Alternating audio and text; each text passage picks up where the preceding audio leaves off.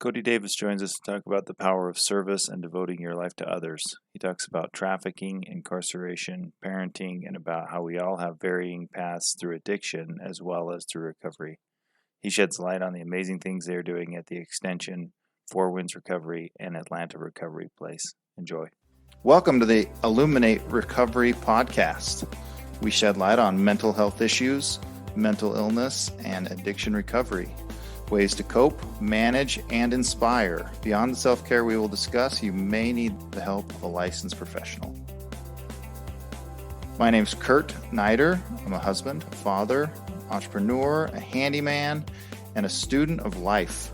I avoid conflict, I deflect with humor, and I'm fascinated by the human experience.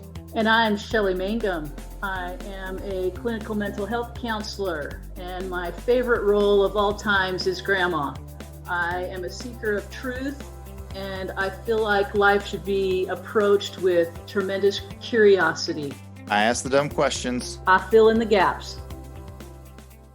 The Illuminate Recovery podcast is brought to you by Illuminate Billing Advocates. Make billing and collection simple with leader in substance abuse and mental health billing services. Verification and analysis of benefits, pre-authorizations, utilization management, accurate claim submission and management, denial and appeal management, and industry-leading reporting. Improve your practice's cash flow and your ability to help your clients with Illuminate Billing Advocates.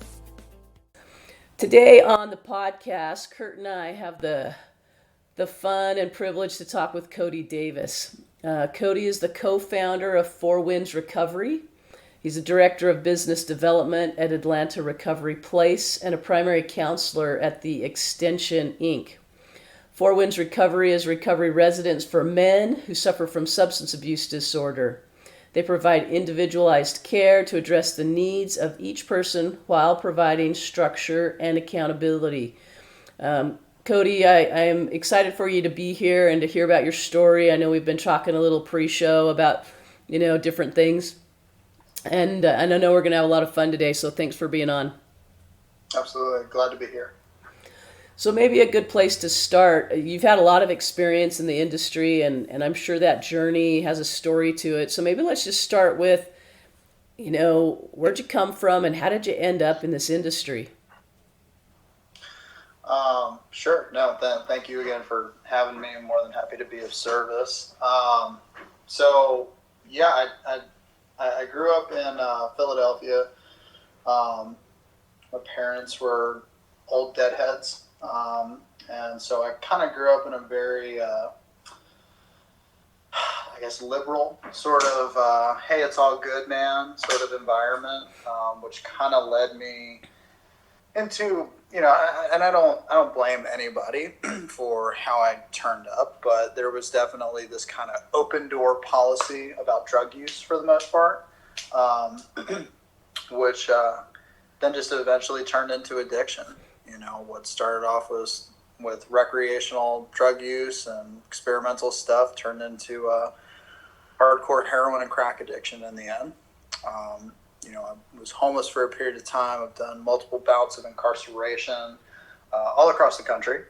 Lived in California for a while, Colorado, was just kind of doing this kind of bounce around the country constantly.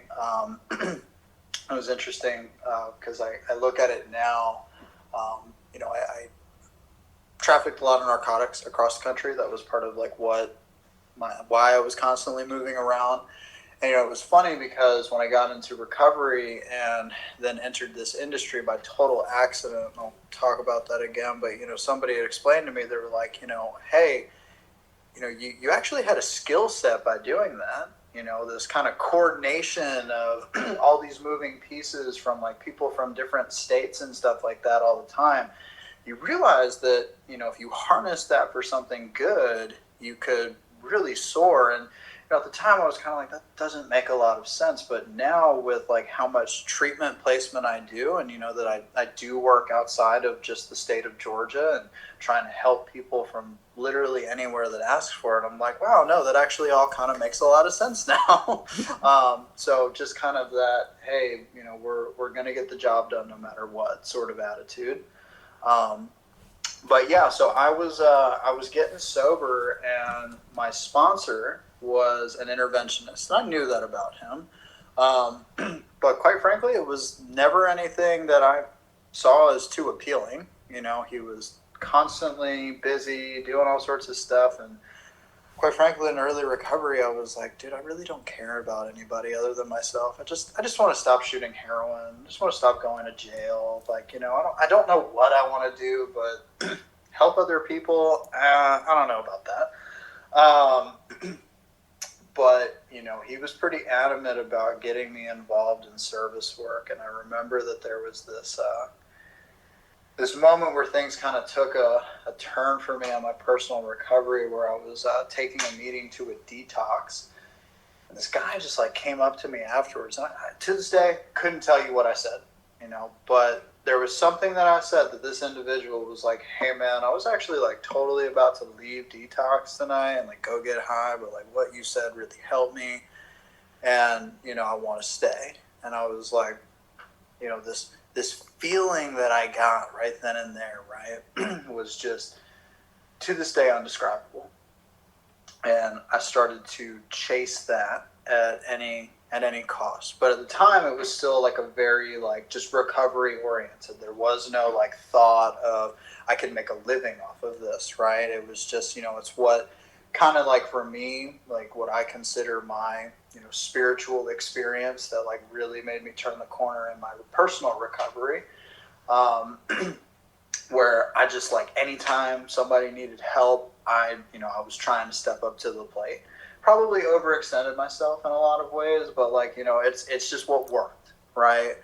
And then there was a time that my sponsor called me and he was like, hey, I need you to go on this 12-step call with me, you know, because you never go by yourself, right?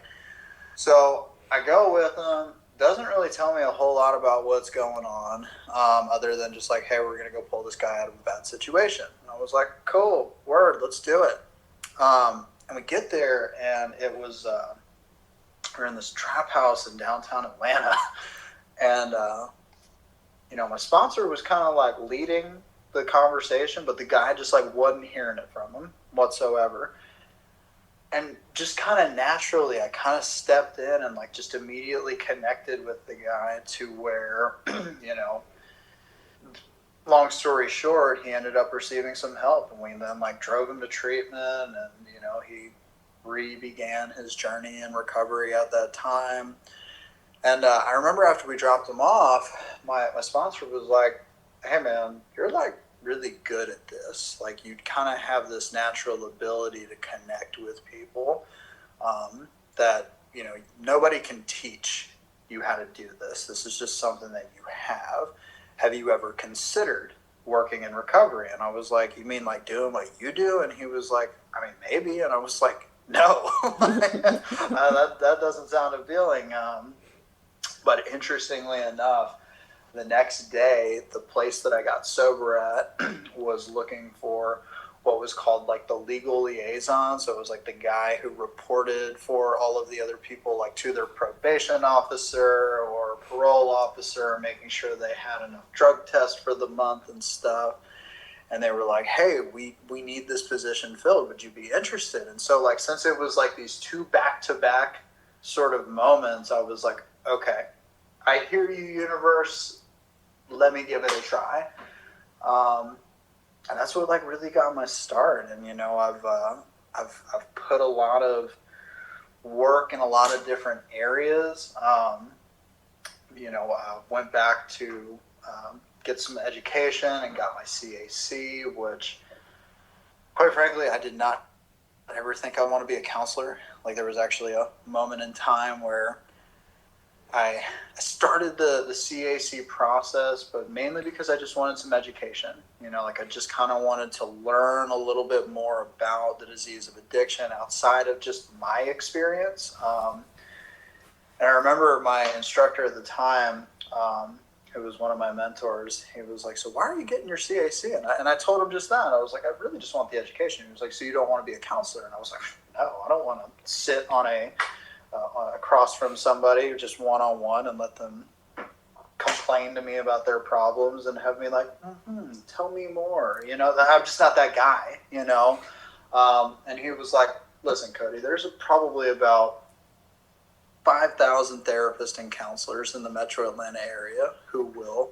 do just that, kind of the cosign of the behavior and just ask a lot of questions. But when you're dealing with the disease of addiction, like, let's be real. These guys need someone to be direct with them. Like, it's okay to curse at a client. It's okay to not care if you hurt their feelings, And I was like, really?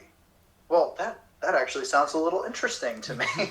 And lo and behold, that he was absolutely right, And I finished my credentials, and I started working at an IOP as a primary, and it was great, because I remember like being pretty aggressive with some of my patients at the time, just verbally, obviously. And they're like, you can't talk to me like that. You're my therapist. And I'm like, interesting, because I noticed that I just did. And, I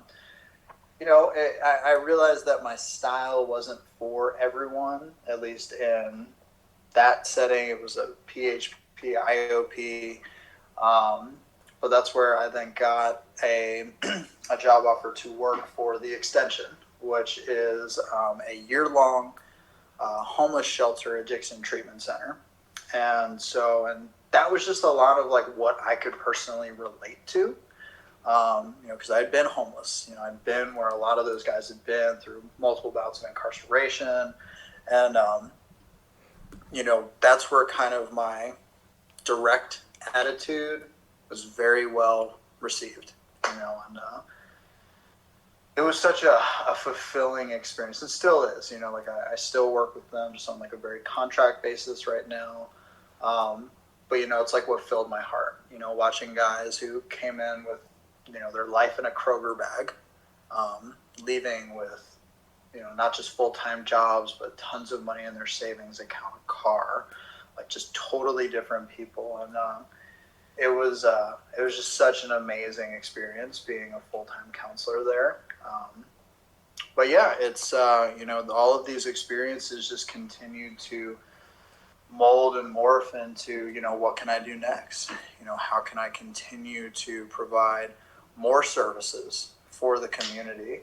And, that's what spawned Four Winds Recovery, which, as you explained it, we are recovery residents for men, but the thing that we are a little more specific to is men coming out of incarceration.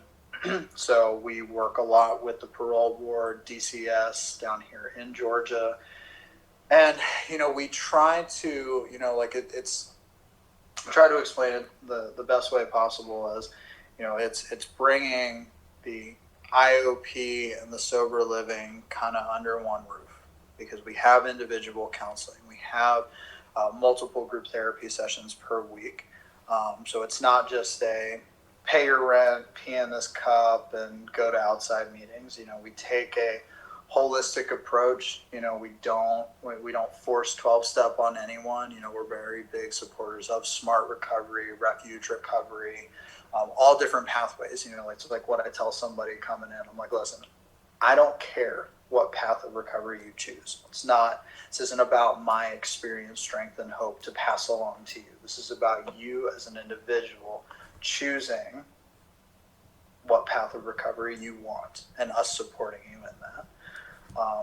And it's amazing, we're at 47 beds right now. The waiting list probably anywhere for, a month out at any given time. So it really just, speaks to what we are doing. And, I have a very large staff that does an amazing job of what they do, just very passionate individuals who want to help these guys.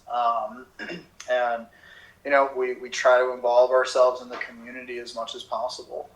We try to not just have success with what we do at Four Winds, but, we try to include other recovery residences in, our local community. We try to get together with the Cobb Service Board, with the DCS officers, like on a regular basis, and say, okay, not only like how can we support you guys, but like how do we work together? So, just this true sense of community is so important. And then with Atlanta Recovery Place, it's, it is a partial hospitalization intensive outpatient programming. For the most part, most of our people are utilizing health insurance to cover their cost of treatment. But, out of all of the centers here in the metro Atlanta area, and there's quite a few, there is nobody that cares more about those patients than the team over there. And that was like a very big appeal for me because, I didn't get sober to have my integrity waver or be flexible, So being able to represent and try to, market a facility like that, it was very important to me personally to know the people who are running it on a personal level, know all of the clinicians, which I did prior to coming on there. And it just, it was kind of easy, I just was like, yeah, sure. You want me to talk about the great work that you're doing? It's kind of a slam dunk for me, So, it's been a hell of a ride. I'll say that much. I can say that I truly love what I do, but if you had told me 6 years ago that this is what I would be doing, I would not have believed you at all. Probably would have laughed at you. So, Yeah, at that point, you probably would have believed in death more likely than being a care provider, right? Yeah. Oh yeah, 100%. That or like a long-term prison sentence. Yeah, I'd love to go back and touch board a little bit on a couple of these things because you talked about the extension. Now, we as billers, right, we see everybody's business plan, right? There's a lot of ways to run a facility, and many of them struggle. And year long, that's a big challenge. Homeless, that's a challenge, right? What's kind of the structure of that facility, and how do they stay alive? So it's a nonprofit organization that is partially funded by the Department of Behavioral Health, and then some very generous donors. The extension's been around for, I believe, coming up on 35 years. So they've just kind of, as far as, the homelessness and addiction in the metro Atlanta area, you can't talk about it without talking about the extension, just because they've been around for so long and have just saved so many lives. But yeah, the DBHCD contracts out a fair amount of the beds that, have to be filled at any given time. But then we also just have an amazing board of directors who just, Cobb County is a pretty wealthy county in the state of Georgia. So there's just a ton of people there who, they love to be able to give back and put it back into their community. So much that, because the extension on the men's campus, because they do have a men and women's campus that are separated, but the men's campus currently is at 56 beds. But they just got a grant that they break ground on building a brand new building on December 1st. That'll take about a year to complete. And it'll jump the men's campus up to, I believe, 84 beds. So just because there's such a need for it, especially, one of the hardest parts of being a counselor there when I was full-time was, the way that people get in is through an interview process, and especially during the winter. I mean, we stay full pretty much year round. There'd be some slight dips here and there. Like once summer kind of came around, there'd be kind of a little exodus of people who are like, well, I can go back to living outside right now, so I'm going to go do that. But especially during the winter where, you get so many people who, sleeping in the cold sucks, And, Yeah, they're just trying to not be outside, right? Right. And so, that doesn't mean that they're not open and receptive to change, but, one of the most heartbreaking things was we'd be full and, you'd get a guy that comes and interviews, because, we would still always interview somebody, even if we knew that we were full, because we would try to interview them so we could then still try to place them in one of the other neighboring either homeless shelters or, other community resource centers. But, it was just so heartbreaking. These guys would come in and you knew they were actually ready for change. Just the most like heart-wrenching stories that you're just like, oh my God, I want to help you so bad, but I don't have a bed, and that's every day. You walk in at 8:00 in the morning, there's already a line of people waiting to get interviewed. So, basically there was a grant and some other donors who pretty much gave and were like, hey, we know that there's a bigger need than what you guys currently have. So here's all of this money, build more beds. That's amazing. So what's the program there? You mentioned, you see a lot of these guys leaving with savings and a job and a car, which sounds kind of like a miracle. So, I mean, obviously there's some treatment, but then obviously there's some, career support and some other things like that. What does that year look like for one of those individuals? Sure. So the first 30 days are more of your typical, like what most people would think of in regards to residential treatment, right? Where they're not going anywhere. They are there on that campus all day, every day, 24 hours a day for their first 30 days. And through that, quite frankly, it's a lot of case management at that point, as more than it is about like unpacking, because, you get so many guys, they don't have an ID, they don't have a social security card, they don't have a bank account, like all these things that they need to kind of adult more or less. That we use that time to be very heavy on the case management side, but throughout the day they were still in other relapse prevention recovery groups throughout the day that they would have to be attending, but then after their first 30 days they're expected to go get a 40-hour week job. Now they continue to live there, and they have to be in by 6 p.m. each night, because from 6 until 9 p.m. They're in therapeutic groups. Now those range from anywhere from experiential therapy to anger management to life skills, and they're in that Monday through Friday. And that's that's kind of the meat and potatoes of the program, is like that tail end of phase 1 and phase 2. So for probably until somewhere between 7 and 9 months, that's kind of their routine. Got to be in by 6 p.m. Got to, be in your groups. Now, as far as like what they pay once they have a job, in phase 1, they would pay 30% of their paycheck. And then once they move to phase 2, they only have to pay 20%. And now that includes everything from their therapeutic services to their housing, to their food, everything. So when you think about it, 30% of your paycheck or 20% of your paycheck, it's really nothing for what they're getting. But the purpose is because through that, one of the main rules is you have to be putting a certain amount in your savings account, because we're trying to teach these guys not just how to save, but that by the end of the year, they have enough money to go start a life. Not just, oh, I've got first, last security deposit on an apartment. No, man, you can fully furnish a place. You can do all of these things that normally you would not be capable of doing.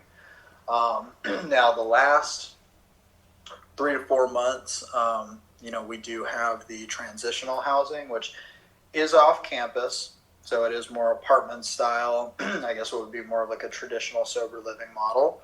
But they still are required to come up on campus for the groups, but they don't have to attend as many groups as they did for the most of their treatment. It's more about hey, you still got to come for certain process groups or certain track groups, but then the other nights, we want you going out to outside meetings, build that outside network, go, use the time to find, go tour some apartments and stuff like that to figure out what the next step is, and also kind of give them a little more freedom so they're not so just shell-shocked, essentially, from being in a year-long treatment center. Yeah, that sounds like a model that just needs to be replicated, right? I mean, I see that issue everywhere, and so... Yeah, that's something that I do know that we as an organization are. There is a lot of talk of having it replicated in some other counties here in Georgia first, but there's some other states that have showed some very high level interest in trying to either receive guidance or consultation, or just like, hey, can you send a team to do this where we are? Because it is such a needed service.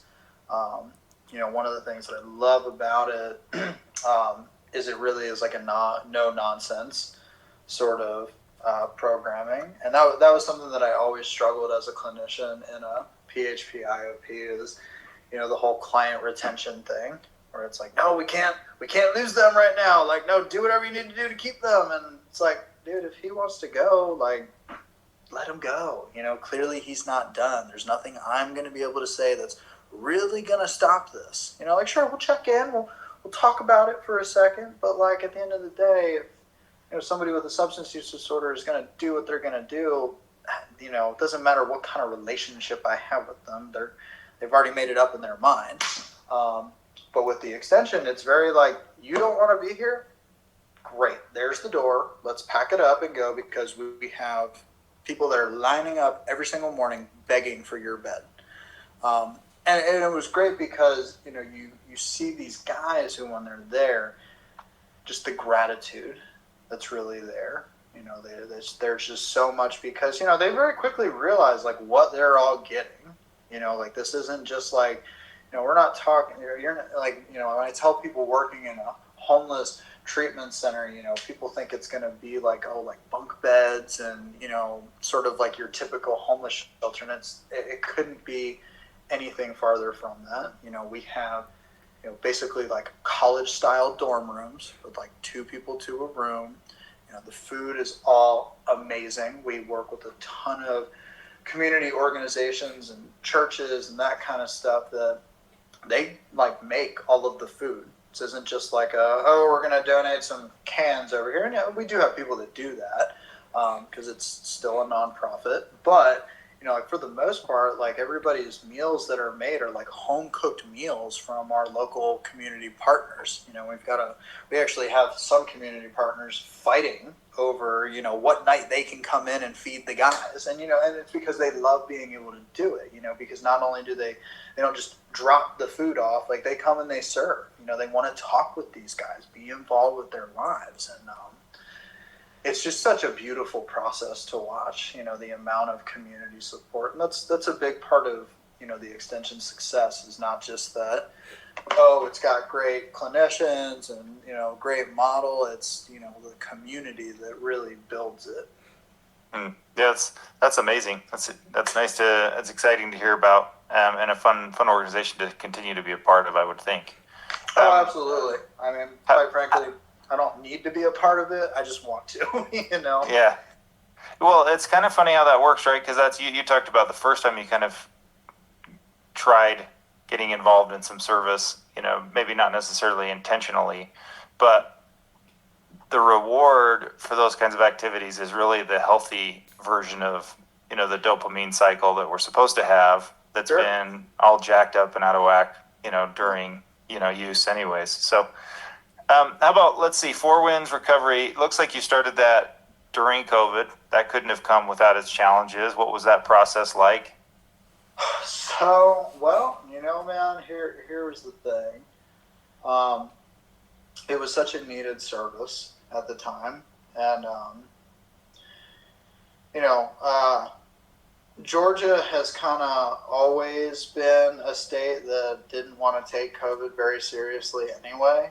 That it wasn't that hard to actually like make it happen. I think that the interesting part about it was that, we started with 10 beds. And, again, it's kind of like we talked about, if you had told me this is what I would be doing 6 years ago, I would have been like, you're crazy.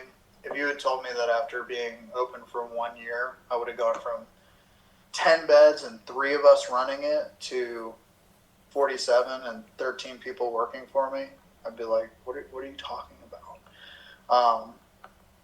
But it created its challenges as far as being able to open a center during COVID. But, the thing is, who didn't struggle through that?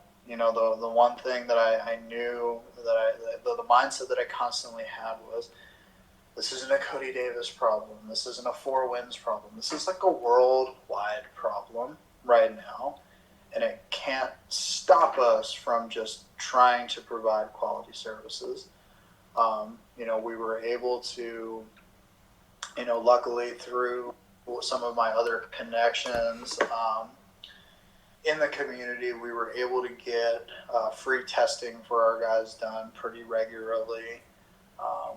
We were really fortunate that we only had a couple of small cases, and actually, like in the thick of COVID, there was this great community resource where, if you were somebody, and they were open to other policies, but it was like initially designed for other people in treatment, where you tested positive for COVID and you were in some sort of communal living, right?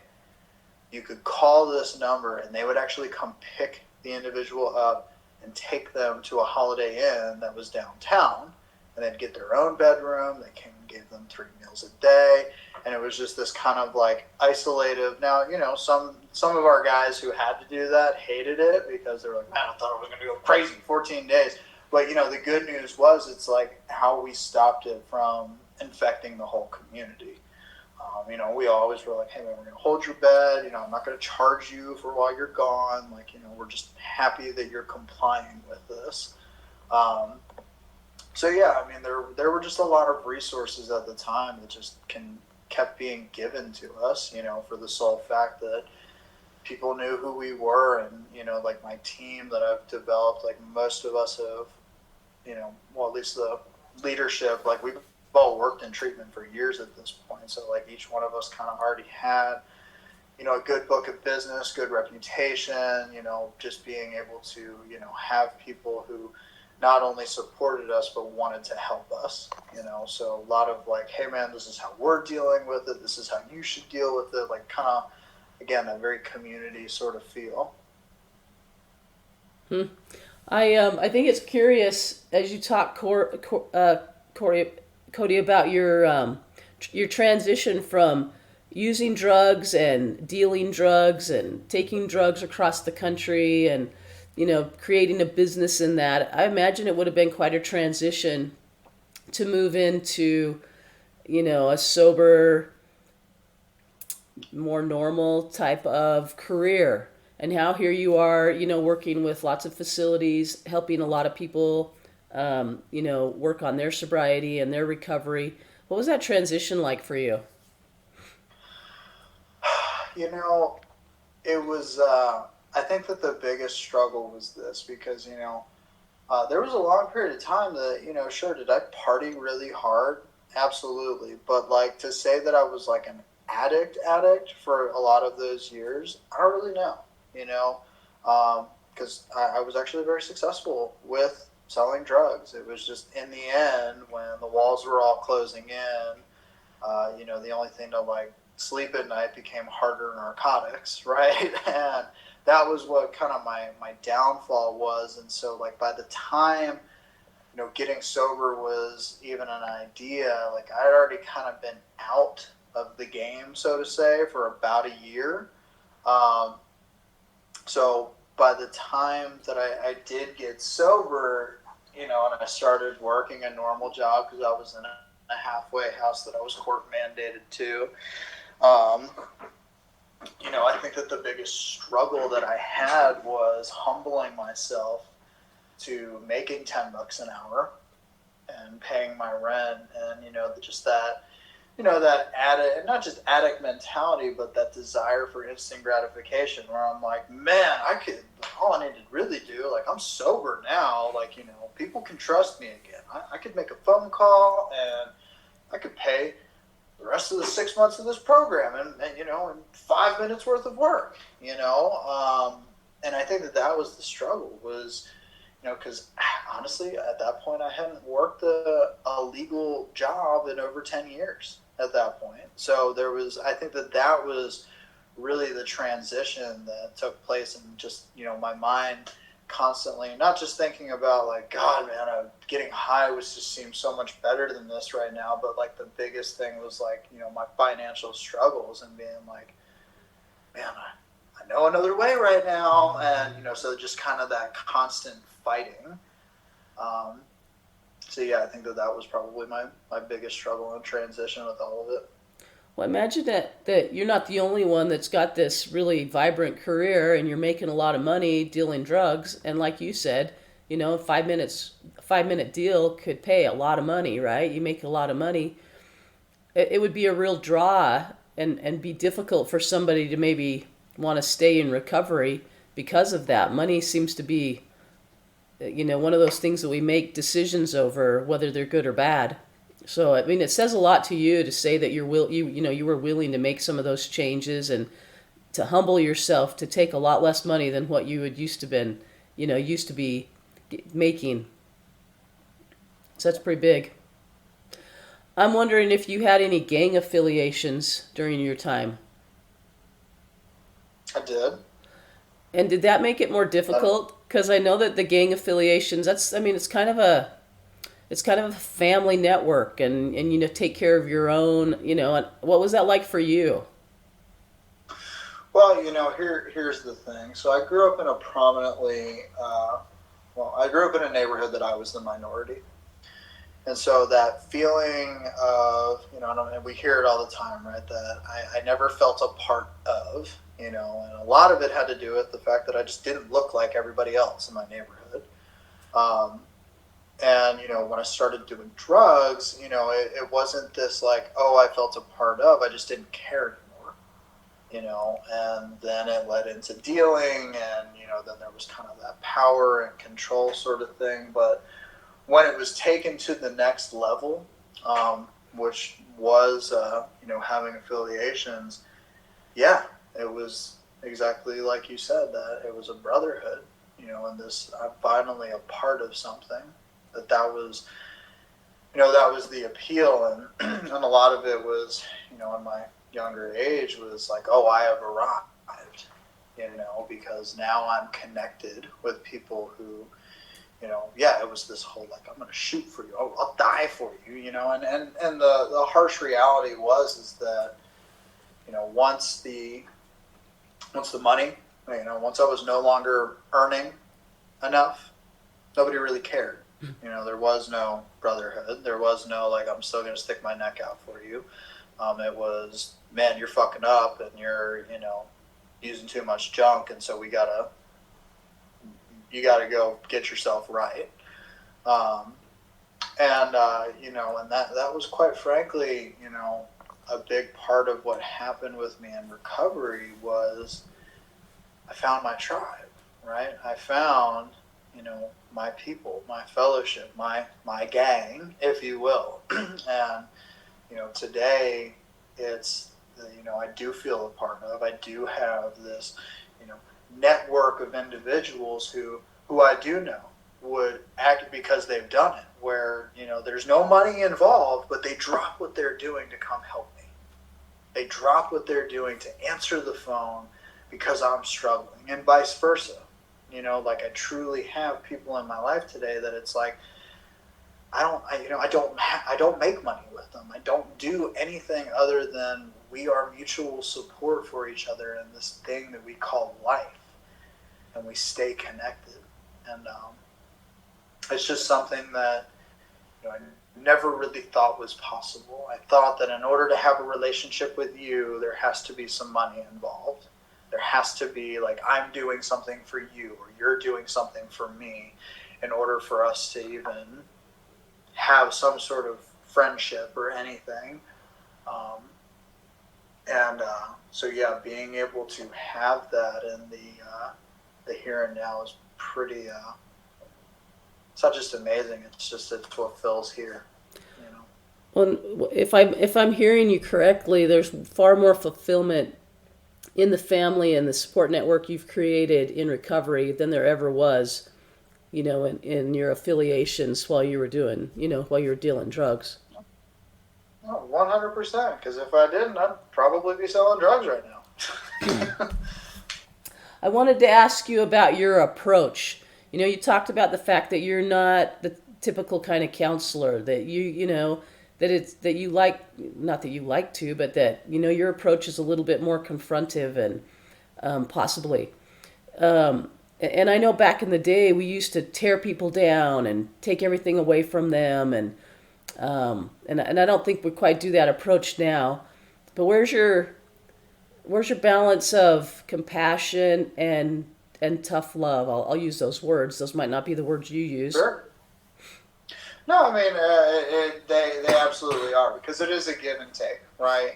My philosophy really is, hey, man, I really, really do care about you. I care about your feelings. And, that's not just because I say that. It's what I do that matters. I continue to show up.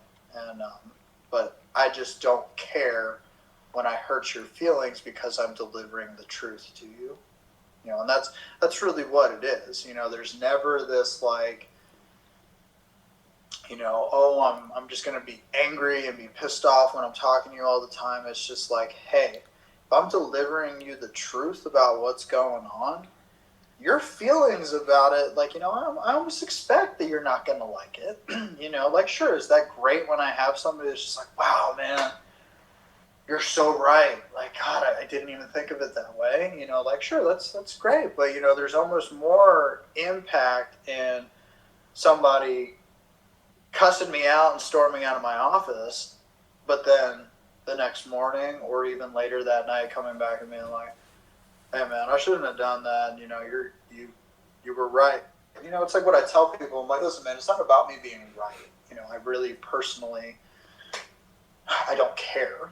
This isn't about me being right. It's just, my way of showing you that I care is that I'm not going to do this like, let's dance around or tiptoe on eggshells about, how you might react.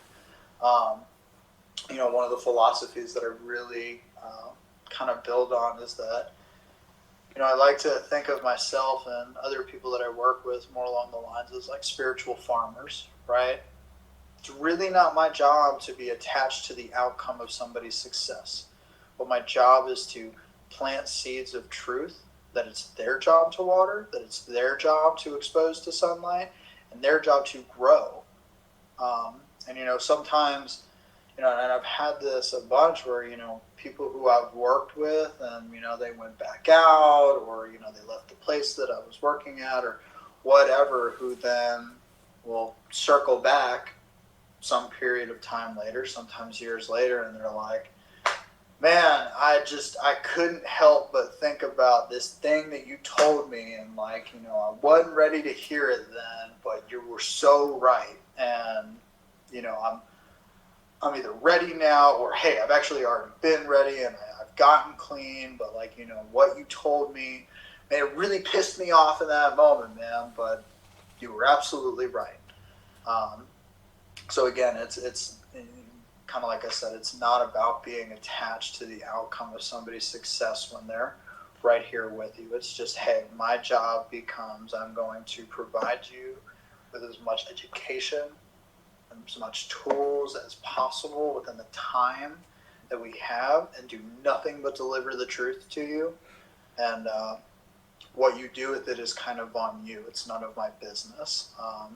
Even though I'm in the business of recovery and in the business of changing lives, how somebody takes that information in that moment, it's kind of none of my business. I like that. That sounds like good parenting advice as well, right? Yep. Those So teenagers. speaking of parenting, yeah, since you brought up parenting, Shelley, that was the question that I was wondering was, you mentioned this was kind of not necessarily available, but not really, I don't know what the right word would be, but it wasn't an issue, I guess, drug use in the home with your parents, right? Was addiction ever an issue for them? How did they kind of handle seeing you go through this process, and did you have siblings where, it became an issue? Yeah, so no, it was actually really annoying because, my dad, he's pretty open about that. He did a lot of drugs and actually went pretty hard in the paint for a while there. But, when my little brother was born, he just kind of stopped. There was no go to detox, go to AA. Like, he just stopped because he was like, I'm getting older. I now have 2 kids. I just gotta stop. So like when I started to struggle, that was like one of our biggest disconnects. He was like, I don't understand. Why can't you just stop this? And I'm like, I don't know, dude. I don't know what to tell you. Yeah, so I mean, like, and don't get me wrong, like my parents, like they still party a little bit, nothing crazy. I mean, they're like in their 50s now, so they're pretty like mellow about all of it. But yeah, their experience, it's interesting because yes, I do have a little brother who is still in active addiction, and there was that kind of whole like everything they did with me, they then wanted to do differently with him. And so with me, it was very tough love. It was very like, first time I got in trouble, all right, we're going to help you this one time. But after that, you burn it down again, don't even call. Don't even, call one of your other people. Because my dad even knew the people that I was working for. And he was very, like, clear. Like, man, you get wrapped up in any more crap, call them, not me, because I'm not helping you. And there was a period where, my parents and I, we didn't talk for the better part of 3 years, because at that point I was very committed to my lifestyle. Because it wasn't even, again, it wasn't about, addiction so much as it was about the hustle.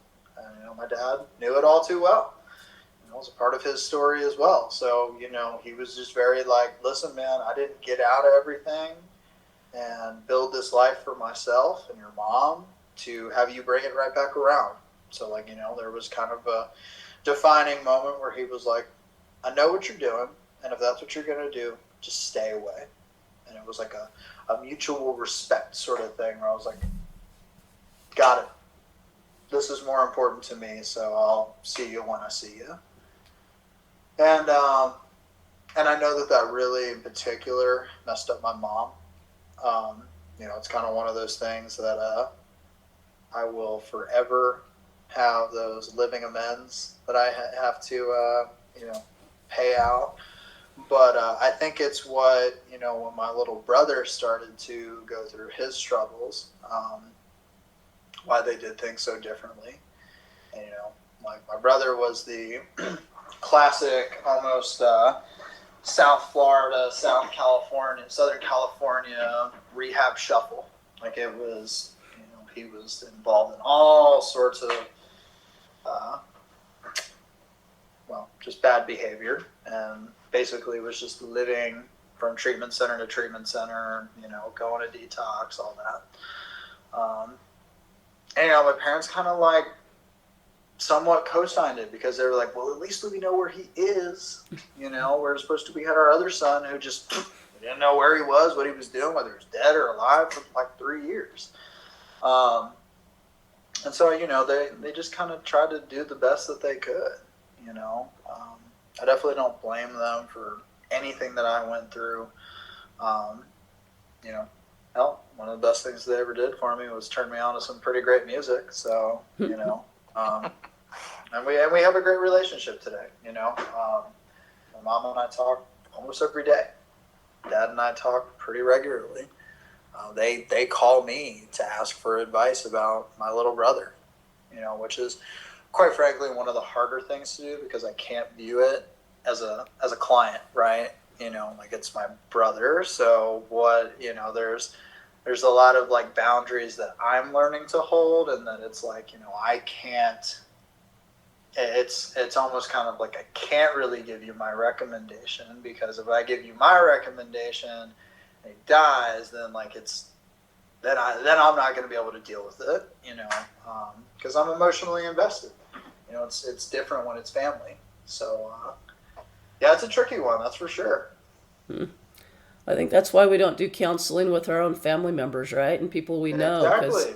You You know, can't. I mean, as It's much as almost it's impossible to separate those parts.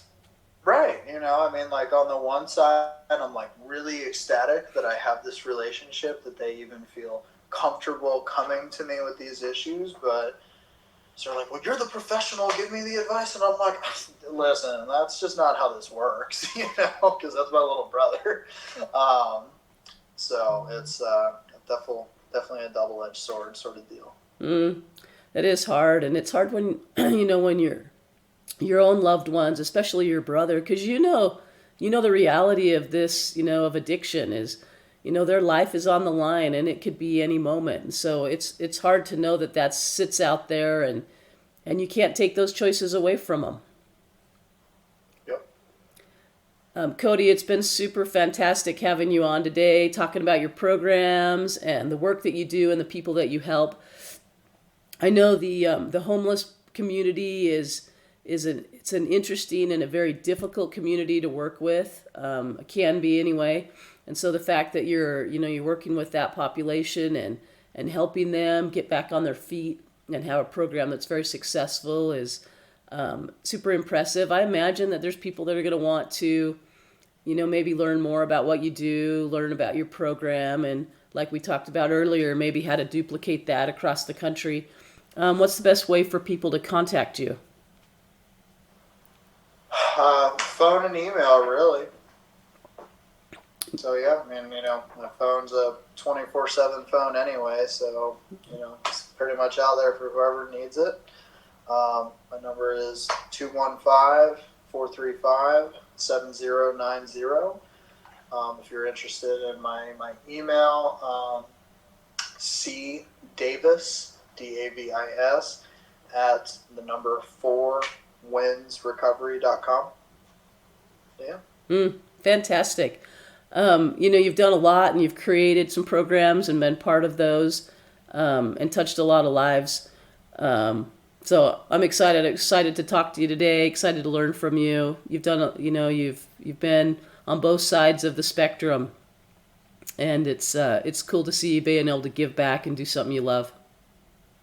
Absolutely. No, I appreciate you guys having me out today. And if there's ever anything I can do for y'all, please don't hesitate to reach out. You bet. Congrats on the successes.